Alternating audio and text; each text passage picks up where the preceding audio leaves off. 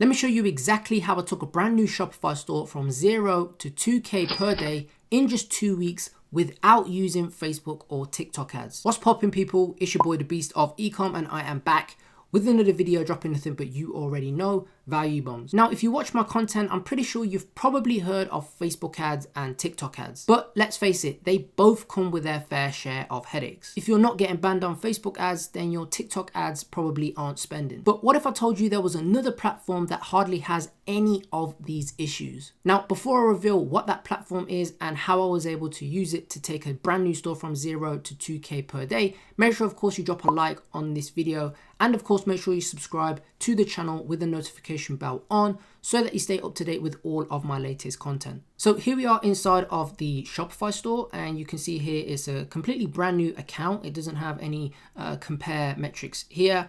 You can see it went from 0 on the 4th, and these are recent numbers, so the 18th of March to the 1st of April 2022. Went from doing 0 all the way up to 2.1 thousand euros per day. It's been hovering around there ever since.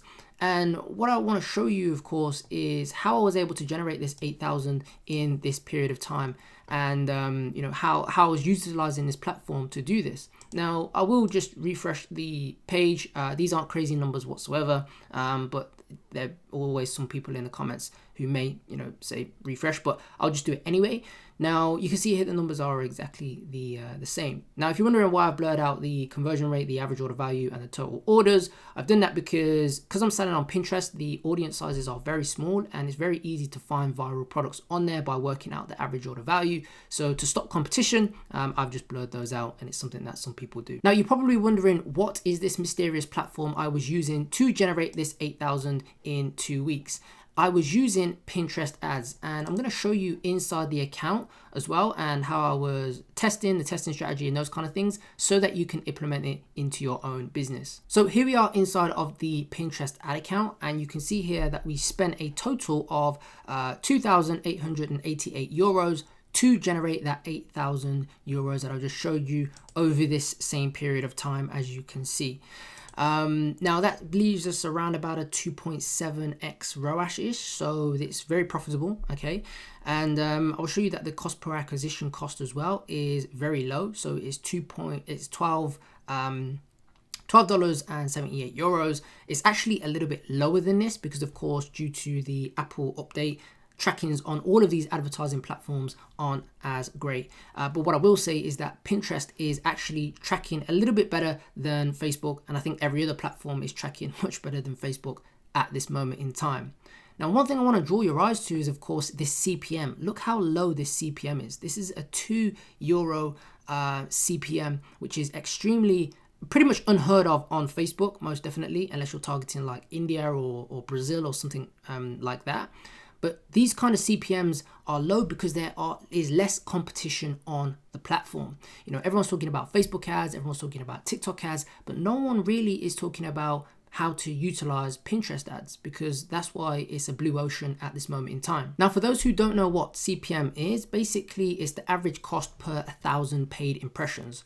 So it's costing us only €2 to show our advert to 1,000 people. It's extremely low. And in comparison on Facebook, you will know that this cost is typically around about $15 to $20 and upwards. And it can be higher than that depending on the time of year, the product that you are selling, the niche that you're in, and the country that you're selling to as well. Now, on TikTok, it used to be low like this in the early days, but now typically as everyone and their dog is jumping towards TikTok ads, then naturally it has been increasing. I've seen very few people get CPMs in the $5 range, but 9 times out of 10, it's like $10 and upwards. But again, it very much varies on, you know, the creative, the product, the niche, and the country, and those kind of things. So it's great to be on this blue ocean platform whereby the CPMs are typically very, very low, and you don't need an extremely high conversion rate for things to balance out. Now, you're probably wondering what was the strategy that I used to take from 0 to 2K per day. let me show you exactly what I was doing and how you can set these things up for yourself. Now, I'm not going to go through the whole process step by step on how to actually set up a campaign. There's many videos out there showing you how to do that. I want to give you a high level overview of the testing strategy so that you have an idea of what you can do. But first and foremost, you want to set up a conversions campaign, which is similar to, again, Facebook, TikTok. But this will be grayed out when you first start. You have to unlock it. So you need to install your Pinterest pixel on your Shopify store, fire off some conversions so that you unlock it, okay? Now, if we go down to add group, and this is essentially the same as Facebook and TikTok, this is where you will set out who it is you want to target, where you want to target, the countries, the interests, and those kind of things, okay? You can see here that if you have a look down, if I scroll down here, you can see that these are all of the interests that are available on the platform. It's not as extensive as Facebook, nor is it as extensive as TikTok. So not every single product will work on Pinterest, okay? That's one thing that I will say about some of the setbacks on the platform, okay? But they have some that on here that you can potentially go after on your store and on your product. And if you have a look here as well, this is where you would pick your ages, your gender, and those kind of things as well. Now, what I will say is that the platform itself, Pinterest, is predominantly female dominant. So you want to make sure that you are picking products and tailoring them speaking towards the female population. Naturally, you wouldn't want to go out and sell a product, a male-related product on a platform which is predominantly based all on female. So this is the strategy that I was using to test things out, and the current strategy that I'm using to test things out. The platform itself, I noticed, is only CBO only. Now, I personally like to use ABOs for testing, okay, which is setting a budget at ad set level so that everything has an equal amount of spend without letting the platform determine who that is for me. So I've essentially just been using campaigns, okay, as ad sets so that I know that every single ad set is going to get the equal amount of spend rather than setting up a CBO and having, Pinterest work that budget out for me, at least in the testing phase anyway. So if this was just, product one, let's say it's a toothbrush, okay. If this is a toothbrush here, I would set up 2 campaigns for 2 different interests that I was targeting. I've put art in here. Not sure why you would target art for a toothbrush, but this is just for demonstration purposes only. So I would set up 2 campaigns, okay?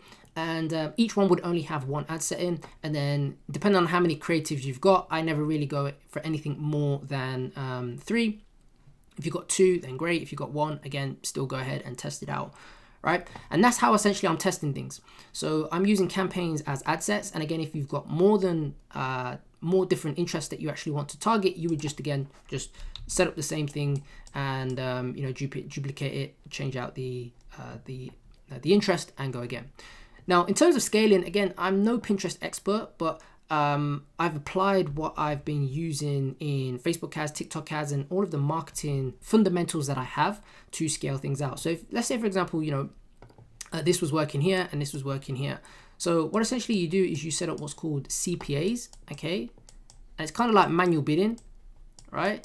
And what I would then do is just set this up like this, the campaign, the ad set, and the best winning ad here.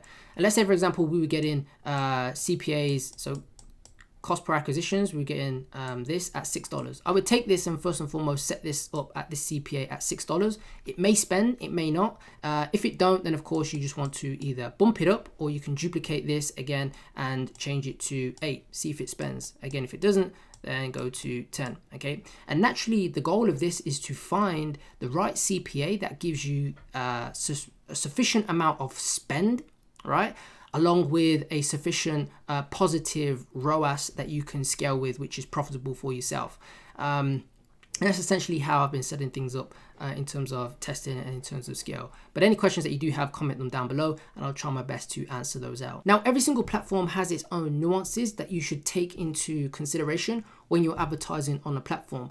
And here are some of the things that I've learned from spending money on Pinterest. So first thing I will say is that it optimizes slowly. So naturally, I'm waiting at least 3 days before I'm making any sort of decisions on whether to scale, whether to cut, because it does take a long time to optimize. And you'll find that sometimes day 1 was trash, day 2 was trash, and day 3 all of a sudden you're at a 3x ROAS. Okay, that's number 1.